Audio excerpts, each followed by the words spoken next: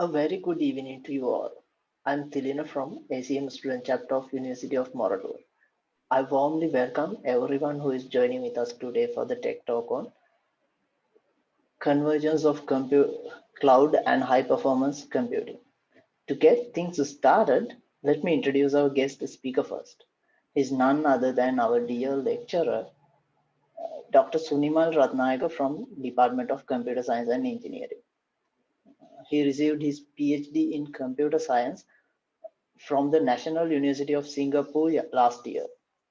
He works toward improving the performance of cloud and high performance computing, especially focusing on the scalability of resource and applications. He will be sharing his knowledge and experience with us today. So with that, I'd like to welcome Dr. Sunimal to deliver his talk. Over to you, Dr. Sunimal. Thank you very much for the introduction, and I'm very good evening to all of you. I hope I am properly audible, and let me share my screen first.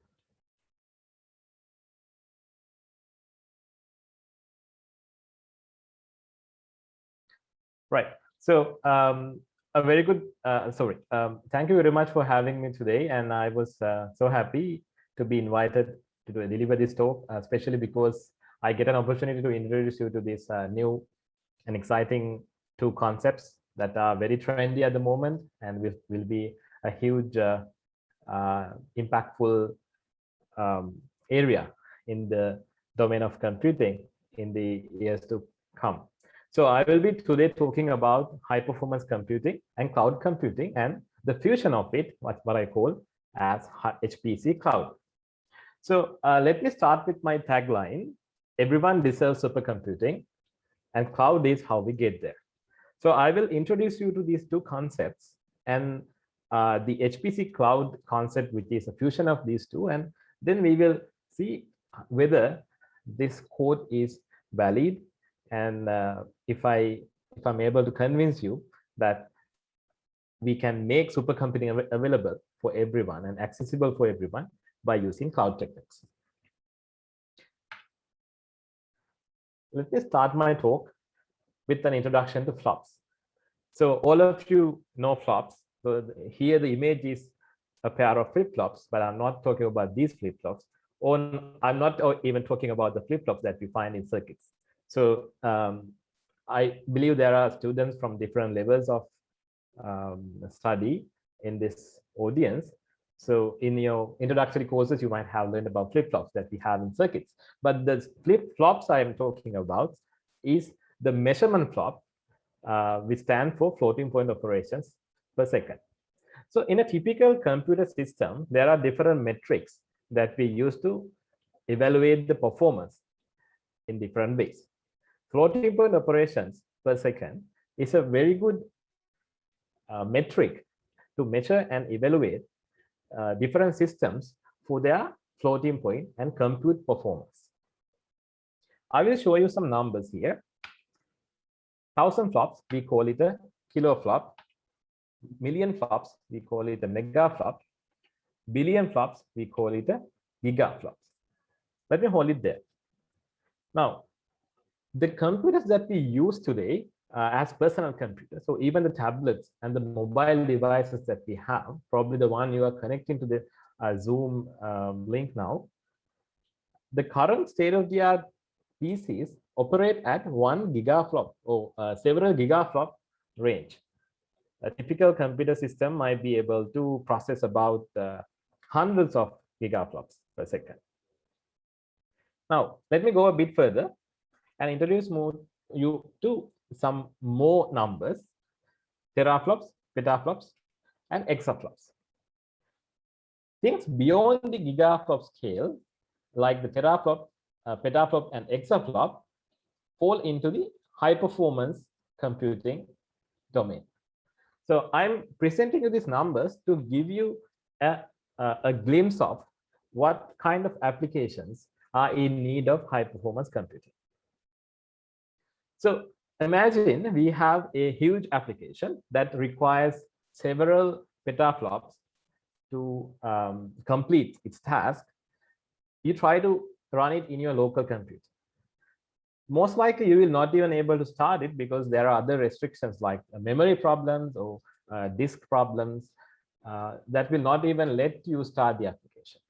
What if we have a set of connected devices as a cluster of normal personal computers? Still, if you compare the petaflop scale and the gigaflop scale, it's like 10 to the power of 6 difference in performance. You won't be able to match the performance of a high performance computer by even combining hundreds of personal computers. So in today's discussion, I will motivate you towards using high performance computing by introducing you to some exciting applications of high performance computing. And I will show you that without high performance computing, these sort of gigantic computations are not even possible. Right. So we are in a pandemic, COVID-19, which started in 2019. Unfortunately, within a matter of months, COVID-19 disrupted the whole world, and even today we are struggling to get out of it. According to the scientists and the doctors, developing a vaccine is the only way out. So you might think, okay, why not we do that? And actually we have done that. We have multiple vaccines at the moment. Some of you might already have received. I have received the vaccine. So within like a very small period, like 1 year or 1.5 years, companies from different countries and governments and different institutes were able to develop a COVID vaccine. Is it that simple? What is the process of making a vaccine, and how long does it make a vaccine? This slide shows you the typical timeline of creating a vaccine. So you can see there are different phases, such as the research phase, which includes identifying different antigens, producing antigens, and we have different phases for clinical trials, proof of concept. Then finally, we have some filing, registration, and approval process. If you look at the timeline, the largest time span is reserved for research purposes. It itself is about 1 to 10 years, and on average, it can take somewhat close to 10 years. The fastest vaccine to be developed at the moment, before COVID vaccines were developed, was the Ebola vaccine, which took a bit more than 5 years to develop. So we are not talking about the era where we didn't have any support from computing facilities. Those days, the doctors and the researchers relied on only the biological means and experiments to come up with different vaccines. But now we have compute power. So for a few decades, scientists have been using the support of compute infrastructure to make the research period shorter as much as possible by using different computational tools. So how can HPC help accelerate this process? So the vaccine development process involves many heavy computational tasks like genome sequencing, generating different vaccine candidate compounds and different molecular simulations that are related to these vaccines and drugs. And there are many other computational problems. So to help do these heavy computational tasks in an accelerated manner, if we use some kind of a high performance computing platform that can help mitigate the delays in the research phase, which usually spans anywhere between 1 year to 10 years. This news I found, this was published in March this year. Moderna accelerates COVID-19 vaccine development on AWS. AWS stands for Amazon Web Services, a popular cloud platform which provides many different services. So I hope all of you know about Moderna, which is a a company in the United States that made one of the vaccines using a new technique called messenger RNA or mRNA. By using the compute facilities from Amazon Web Services, especially the high performance capabilities of Amazon Web Services, they managed to speed up the process and conduct the experiments, find the vaccine candidates, and speed up the clinical trial process and release a vaccine within a matter of months after the pandemic started. So consequently, they managed to save millions of lives from COVID-19. Another example is from the IBM and the Energy Department of the United States, where they used high performance computing facilities at the Oak Ridge National Laboratory. They have a supercomputer called the Summit. They used Summit to screen more than 8,000 compounds and identify 77 compounds that are possible candidates in a matter of days. So if they didn't do this using high performance computing, it would have taken weeks or months even to identify these compounds. Why was HPC using HPC a success story in these two examples? It is because these problems are heavy computational problems that require a large number of floating point operations. And in a typical system, it takes years or even decades to finish computations and can be accelerated by the help of high performance systems. So this IBM supercomputer, IBM and Oak Ridge National Laboratory supercomputer called Summit, is a 200 petaflop machines. So recall 200 petaflops is in the petaflop region, which is 10 to the power of 15 flops per second. And this also had a huge storage space of 250 petabytes. So it can afford to store data equivalent to 75 years of high definition video. So you can imagine how big the system is and how capable the system are, this Summit system is in conducting heavy floating point operations. Okay, my second example is from mapping. We are living in a rapidly urbanizing environment. So everywhere you look, you can see new buildings. If you go to a developed country, you can see in big cities, there are hundreds and thousands of skyscrapers, and they are expanding cities. Even in Colombo, we see the skyline is changing rapidly.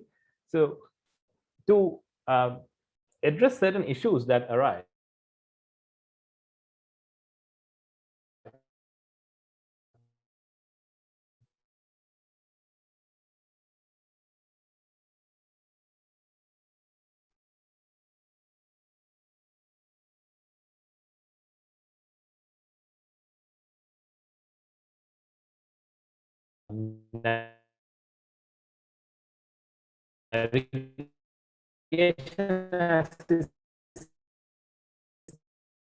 cities, because they can fly, they can take the shortest route, and can be easily they can easily access these skyscrapers within a matter of minutes compared to going through the heavy traffic.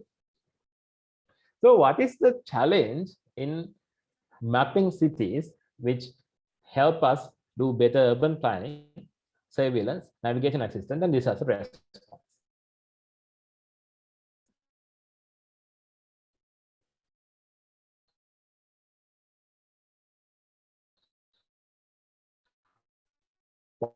One of the major challenges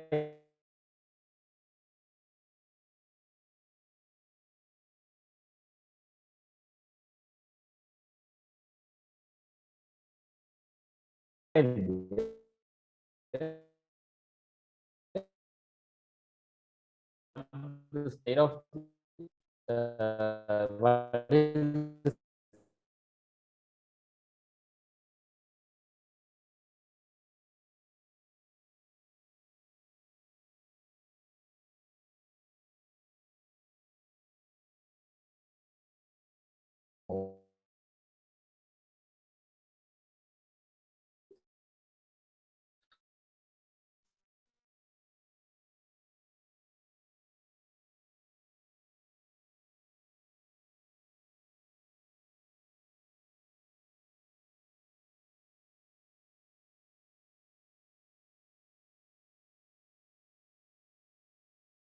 or an X-ray scanner, which is fixed to these satellites that are orbiting around our space to take that pass in the same place on the Earth once in every few days. So, for example, every 11 days, a satellite passes the same place, but while passing, the imaging equipment on the satellite can take images from different angles. So this is equivalent to taking an X-ray or more like a CT scan, where certain parts of the body are scanned from different angles to build a very detailed model to help doctors identify different anomalies in our bodies. Same concept applied to the Earth. You can take a series of images in regular intervals, capturing the same elements from different angles, and finally combine all of them to draw some sort of a 3D map. So it sounds simple. We have satellites already orbiting around. Why not take the images, transfer it to a data center or something, and then do the computation? What's the catch? The catch is it requires an enormous amount of data storage and processing capability. So shown here are some example maps generated with this technique called radar tomography. So the above image is from the city of Berlin, and this research was carried out at the TU Munich, the Technical University of Munich, and this is actually part of ISC 21 keynote, which was delivered a few days ago at Munich in Germany by Dr. Zhu, who is part of TU Munich and the Leibniz Supercomputing Center. So it's very, very new technology, a very new use case of supercomputing. So but coming back to the discussion about the tomography, this map of Berlin, you can see how minute or how fine the details captured in this map. It can capture the altitude details, it can capture the shape of things, and the small streets, everything in a very nice 3D map. The below image is from Marrakesh, which is a city in Morocco. In Marrakesh city was not properly mapped on any maps earlier. So you can see these yellow colored areas that were actually the originally mapped buildings of the city. So the purple colored ones are the maps that were generated by the satellites by using this tomography technology. So one of the advantages of this technology is that it can reach any place on the Earth because we are taking it from satellites. And unlike in these Google Maps, where you had to actually travel by the roads to capture the using the 3D cameras, or 360-degree cameras, the tomography can easily take the aerial images and do some interpolation to make the 3D model. The catch is, like I said, it requires an enormous amount of data storage and processing capacity. And this was successful because the researchers used a supercomputer called Super MUC. It stands for Munich, I think, which is a 19.5 petaflop machine with 144 nodes with 768 RAM and 6,336 nodes with 96 gigabytes of RAM. So this is a very good example of how it's actually organized. So you can see it has many nodes with an immense amount of RAM, like 144 plus 6,336. So comparatively, this particular supercomputer is a smaller one compared to the Summit system, which had the 200 petaflop capacity. So the earlier example that I was explaining about COVID-19. Right. So now you understand the scale of applications that are ideal for supercomputing, and you should understand that you should get a feel that how big these problems and why we are not able to do it without having a supercomputing facility.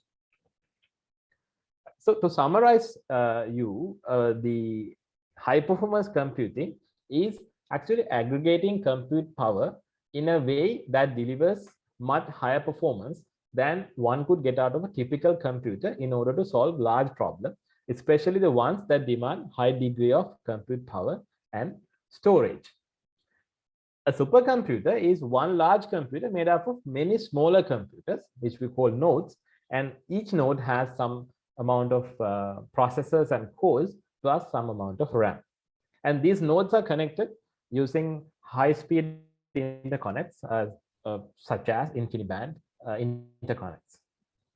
So one might wonder what is the difference between a normal compute cluster and a supercomputing compute cluster. So the difference comes with the number of nodes, the number of the total number of cores or processors we have, the aggregated amount of memory, and also the interconnects. The normal clusters we create with Ethernet networks, which have gigabit, maybe 1 gigabit or 10 gigabit, even less bandwidth between each other. They're not designed for high performance communication, but InfiniBand and such interconnects are specializing in high performance interconnects communication. So supercomputer is theoretically same as a normal cluster, but it consists of high performance nodes and it consists of many nodes. That's the difference. Okay, so now I think you have some idea what is supercomputing at a very high level and what sort of applications that are suitable for supercomputers. Now let's look at some ideas about cloud computing. So cloud computing is actually an instantiation or an implementation of the idea that the computing facilities can be provided to users as a utility. So what is a utility? A utility is something like electricity or telephone or water. So at homes, you use water, which is supplied by the water board. And the connection is made through some kind of a meter. When you use some water at home, the meter rotates, or if there's a digital meter, you can see the number increasing. And at the end of the month, you get a water bill. So it's a subscription model. So utilities are things like that. We only for utilities, we only pay for what we use.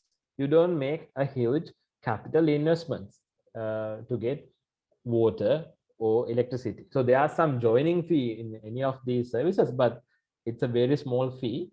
In cloud computing, we implement the same utility model to deliver computing services. So the computing services, the usage is metered and measured, and you pay for only for what you use, no capital cost. So I understand there might be some students here that have some experience in using cloud and who have played with cloud platforms. But even if this would provide you with a rough idea what the cloud computing model is all about. It's about implementing the utility computing model. Now, to understand how cloud is implemented or how cloud services are made possible, we have to understand how the internal architecture of a cloud. So cloud is none other than a typical a pool of resources that are virtualized to enable hosting different virtual resources that utilize the underlying hardware resources. So in this graphic, you can see at the very bottom layer, you have CPUs, memory, network interface cards, and these storage devices. And we have a virtualization layer on top of these hardwares. So if you have any experience with virtualization, like a VirtualBox or VMware in your assignments or lab assignments or activities, those virtual machines you typically install on top of your operating system. But in a cloud implementation, we use a bare metal virtualizer. So bare metal means you don't have an operating system between the virtualization layer and the hardware layer. So on top of the hardware, directly you install the virtualization layer. So on top of the virtualization layer, you can make virtual machines with different hardware specifications and install the desired operating systems and applications on top of it. So the main ideas are virtualization, which is the core technology behind cloud implementation, and the resources can be shared with many applications and users. Because if you don't have the virtualization layer, you cannot create these virtual machines.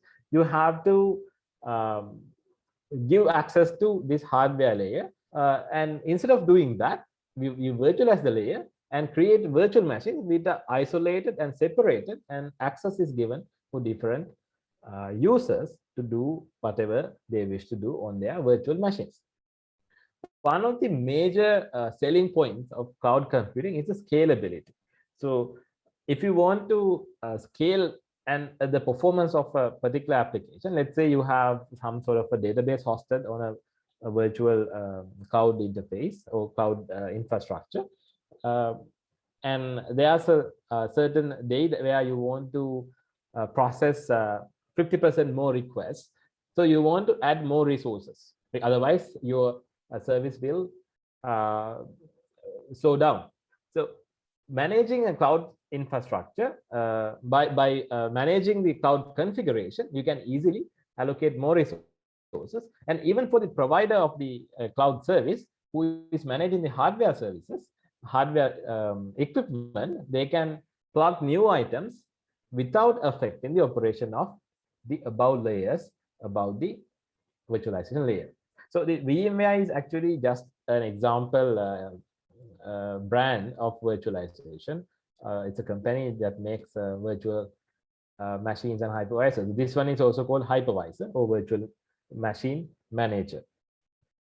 There's another one called Zen, which is, as far as I know, which is used on Amazon EC2 Cloud.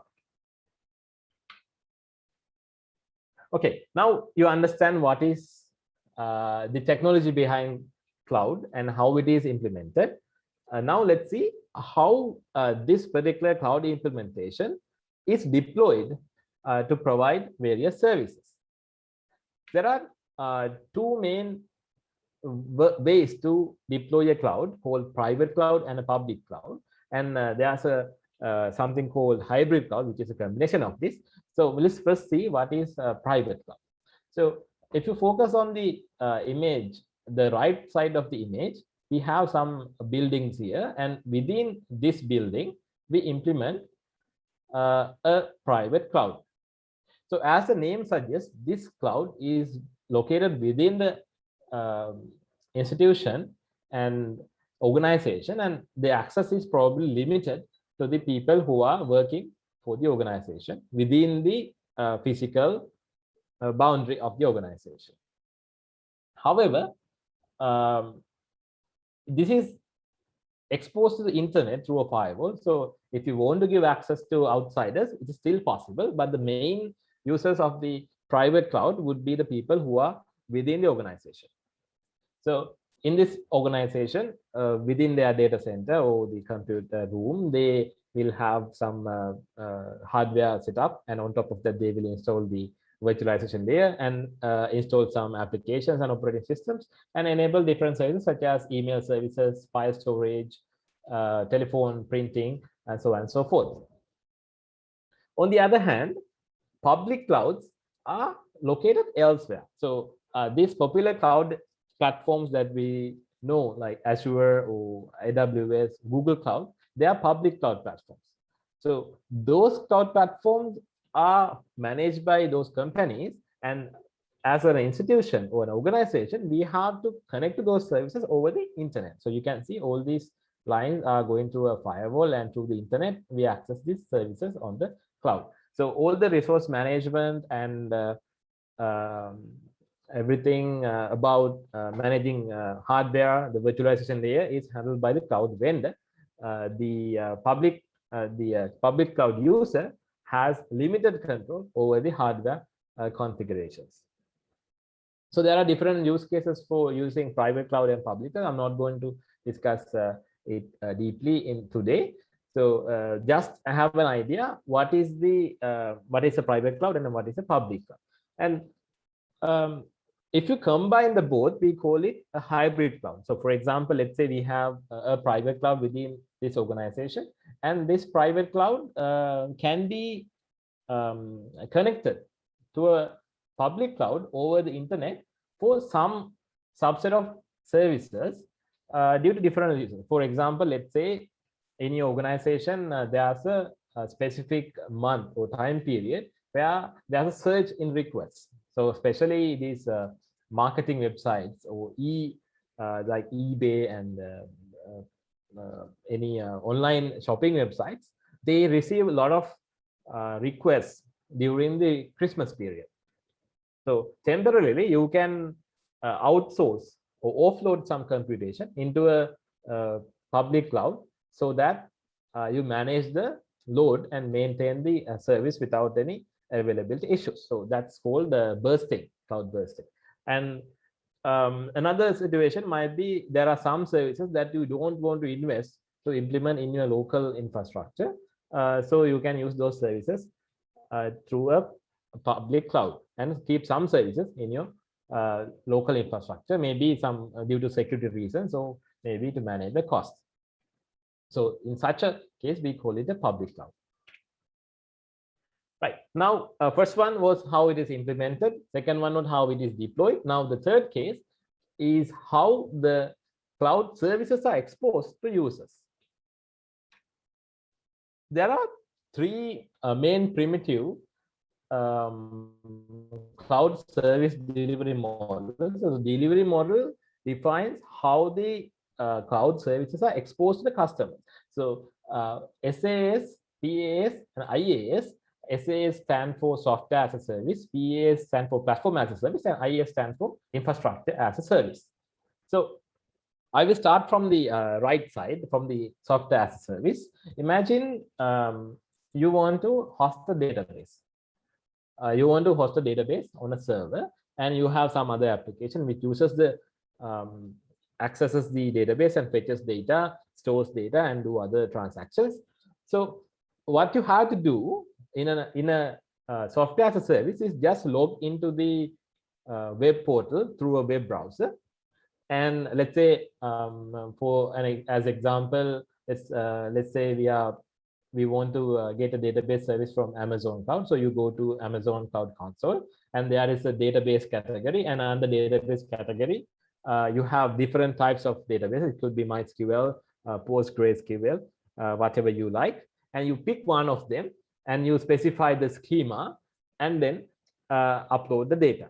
And after the data is uploaded, it is managed by the cloud service provider. So any compute applications, like a database application or any application, runs on a complete compute stack. So the compute stack consists of the hardware, the networking, the storage, servers, and operating system, other runtime environment, and also data and the application. So in the case of software as a service, according to the example I gave, the database service is totally managed by the service provider. Only thing you have to do is set up the database and set up the credentials for your application to communicate with it, and you are ready to go. Like within a matter of minutes, you can set a database on cloud. And the cost model is pay per use, so you can pay for the amount of transactions you use or amount of time that they take for the transaction. So there are different pricing models. And secondly, so the whole thing is red because everything is managed by the service provider. So the second case, the platform as a service. A good example is, let's say you want to develop a website, a web application. So the web application, let's say you want to develop with Node.js. So to develop a web application with Node.js, you want to first set up the runtime environment for Node.js, install the necessary software. Let's say you are doing it in your local computer, you have to set up the Node.js environment. So similarly, on the cloud, you need to have some sort of a runtime environment to implement this web application. So in platform as a service, in the compute stack, starting from the very bottom layers of hardware up to the runtime, you get from the cloud service provider. So as the cloud user, and you just need to configure it in order to uh, set it up. So everything from hardware to runtime is managed in a platform as a service by the cloud service provider. Thirdly, the IaaS, infrastructure as a service, is the most probably the most popular or most primitive type of cloud service delivery model, where you get a virtual machine from the cloud provider. So only the hardware, storage, servers, and the virtualization layers are managed by the cloud service provider. Anything on top of that, including the operating system and other runtime environments, are managed by the cloud user. So Amazon EC2 is this type of infrastructure. And so apart from these three models, now there are so many other service delivery models which I'm not going to talk about, such as function as a service, where you only implement a function on the cloud and you can remotely invoke the function to get the computations done. And it is totally managed by the consumer, by the cloud provider. And there are acceleration services, FPGA as a service. There are GPUs, general purpose GPUs available on the cloud. Right. So blockchain services are available, IoT services are available. So it's a wide range of services that are provided by these public cloud services, especially the big players like Amazon Cloud. Now you have some idea about how the cloud is implemented, what is the technology behind it, and how it is deployed, what are the differences between private and public cloud, and what are the delivery models. So these delivery models are combined and utilized to create a different versions of secondary services. For example, here I am showing an array of different services available on Amazon EC2 Cloud. For example, this is the infrastructure as a service cloud, and this is MapReduce programming model. There are different storage services, and many other services are available on Amazon Cloud. So if you're interested, you can go into an Amazon Cloud portal and have a look. You'll be amazed how many different types of services are there. Last time I checked, I think last year, there were more than 250 different types of services available in Amazon Cloud. Even within one type of services, like Compute Cloud itself had more than 150 subcategories of resources. So you can imagine how big and matured the cloud infrastructure is now. Okay, now we know what is HPC. Now we know what are the type of applications that are suitable for HPC. And now we know what is cloud and what are the delivery models of cloud and what are the pricing models of cloud. And what is the motivation or paradigm that is implemented by the cloud computing environment. Okay, so now let's go. Now we are going to merge the two, or fusion, make a fusion of HPC and the cloud to make HPC Cloud. So how are we going to compute, achieve this, combining HPC with cloud computing? I propose, actually, there are two ways. There are two approaches. One is public cloud infrastructure with high performance computing services. The public cloud infrastructure is like the Amazon Cloud services.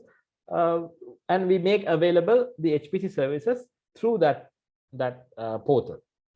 The second approach is we have a HPC infrastructure, we have an in-house HPC facility, and we implement some cloud service delivery models to expose those services to users. So these are the two approaches. So here, the first example is about making cloud HPC services available via a public cloud platform. So on Amazon Cloud, we have some instant types that are suitable for supercomputing or high performance computing, some adapters, network adapters, and some other cluster tools to support high performance computing applications like the analytics applications and different networking applications and storage applications. So this is an example of how a public cloud infrastructure can be equipped with high performance computing resources and make them available as any other type of cloud resource. So what are the advantages of this approach?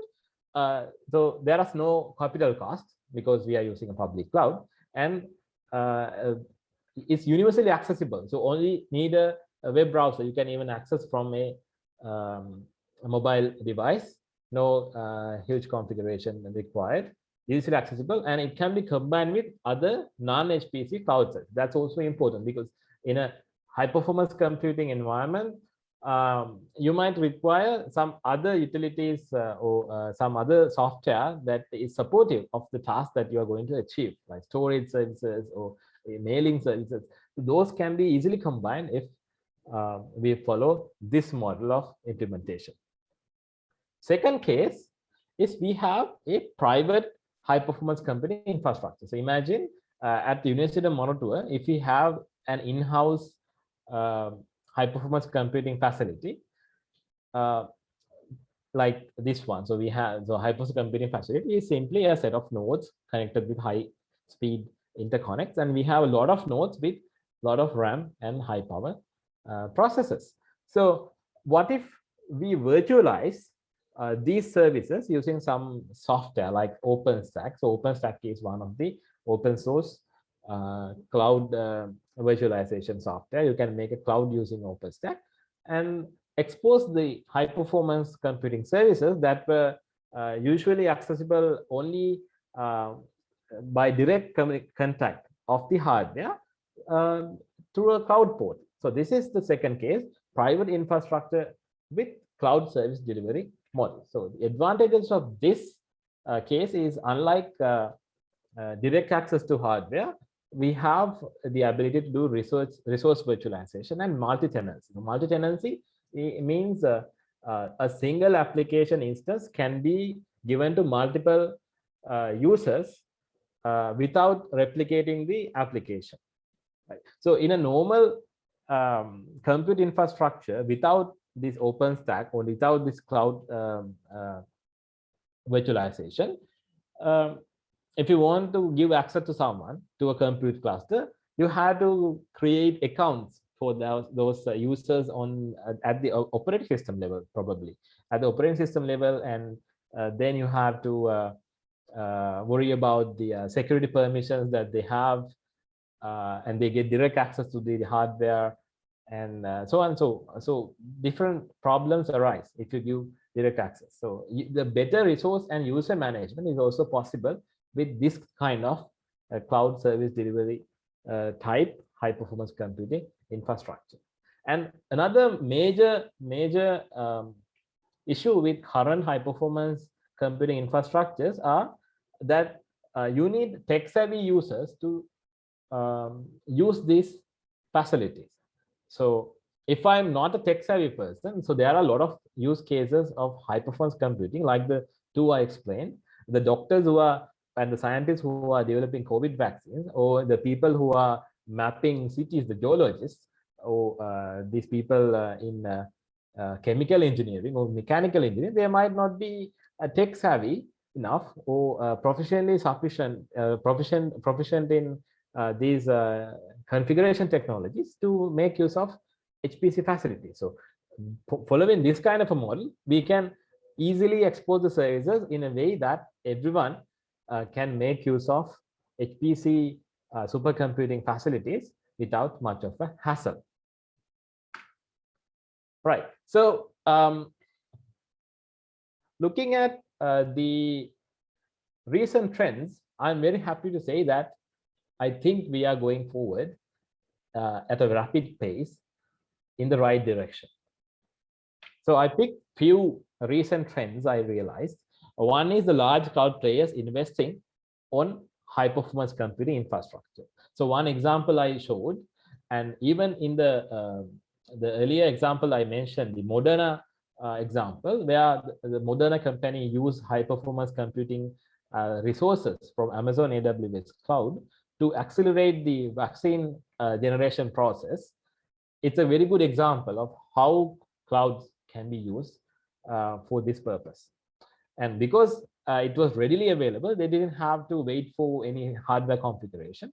They just decided to go for cloud, and within a matter of days, they can get their scientists to use the services without even giving them any technical training, because it's a very easy to use interface.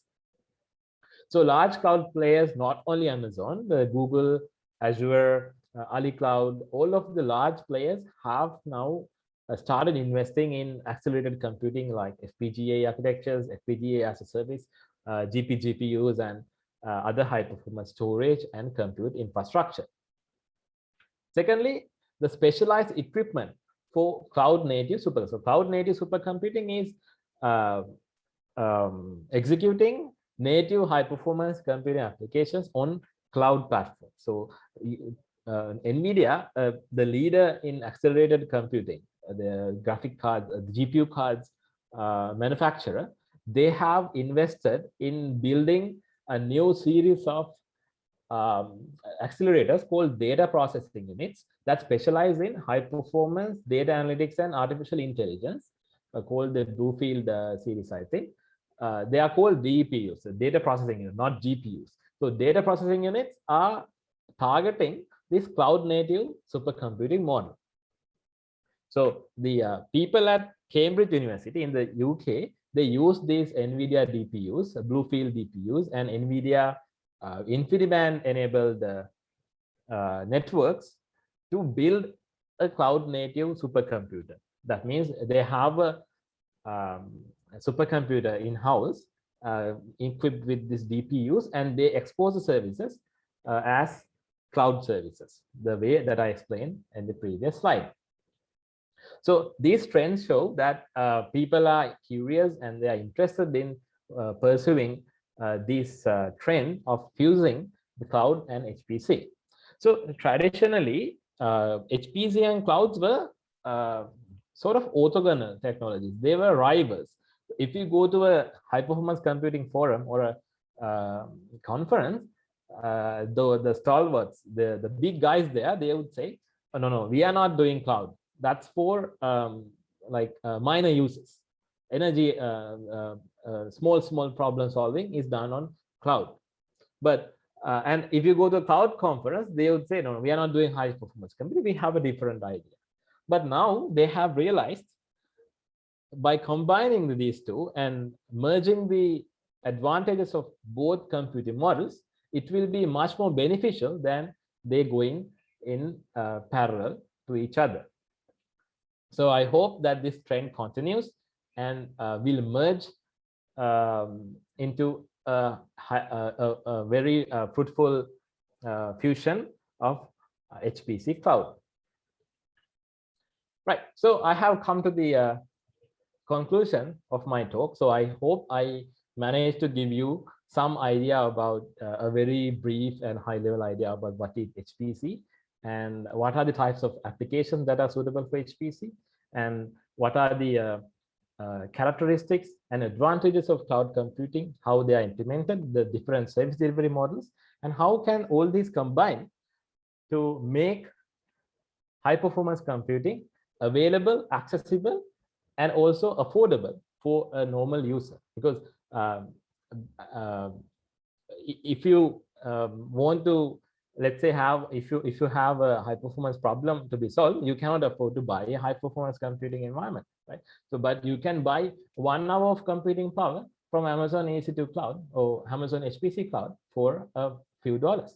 So it makes it affordable and accessible for everyone, even for those who cannot afford, or even from the people like us from developing countries. So I hope I made justice to my quote, everyone deserves supercomputing, and cloud is how we get there. And thank you very much for attending today's talk, and I'm happy to answer any questions. Thank you.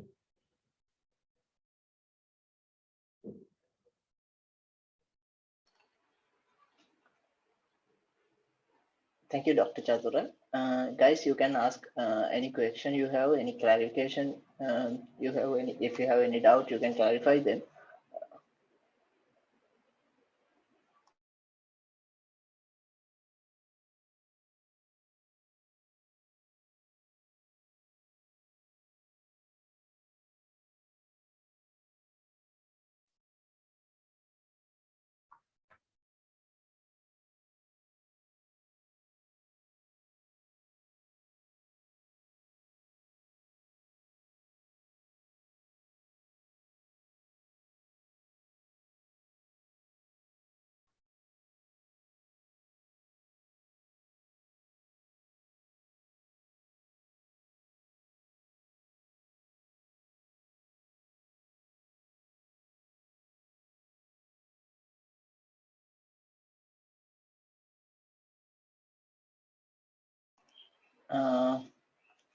I don't see any questions coming in.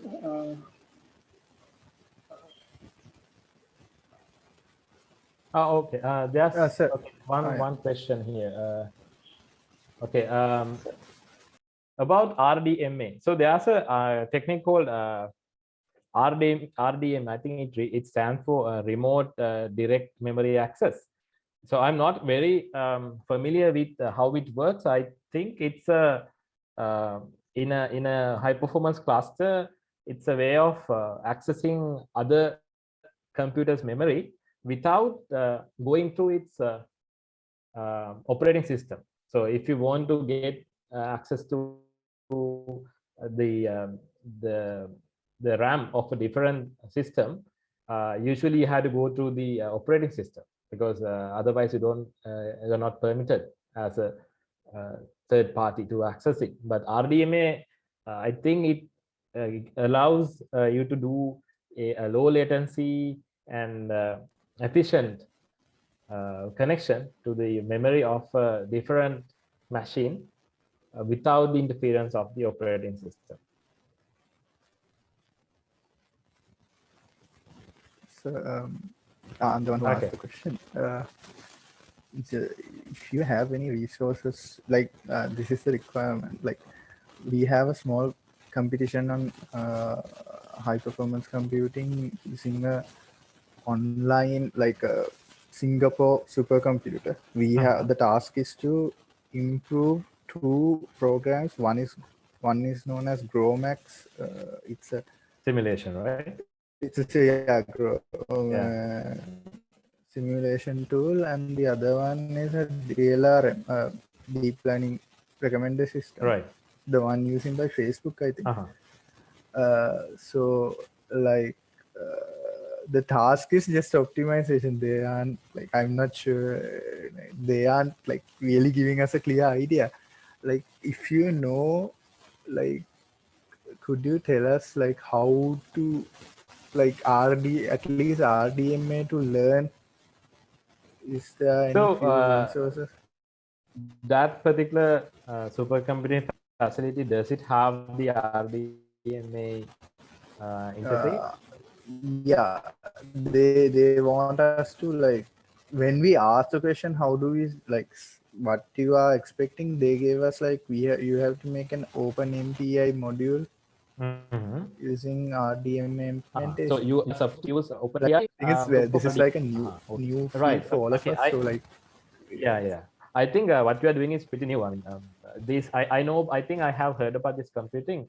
Is it involved in the National Supercomputing Center of Singapore? Yeah, I think so. Okay. I think I saw some brochure about it. So I haven't actually done anything with RDMA, but can you just drop me a mail about this? Yeah. I will try to gather some resources and get some help if possible. Okay. You know my email, right? So yeah, just drop me an email. Okay.